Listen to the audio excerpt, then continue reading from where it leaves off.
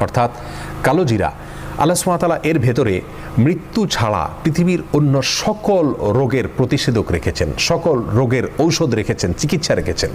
অর্থাৎ কালোজিরাকে যদি কেউ গ্রহণ করেন, খান, সেটা সরাসরি খাওয়া হতে পারে, তেল করে খাওয়া হতে পারে, পান করা হতে পারে, অথবা ভর্তা বানিয়ে খাওয়া হতে পারে। যেভাবেই হোক না কেন, কালোজিরা যদি কেউ খান বা গ্রহণ করেন, আল্লাহ সুবহানাহু ওয়া তাআলা তাকে এর মাধ্যমে সকল রোগ থেকে চিকিৎসা বা আরোগ্য লাভের তৌফিক নসিব করেন। অতএব কালোজিরা এর ভিতরে সর্বরোগের ঔষধ রয়েছে, নিয়মিত এটাকে খাওয়া দরকার এবং এটাকে নিয়মিত নিজের জন্য গ্রহণ করা দরকার।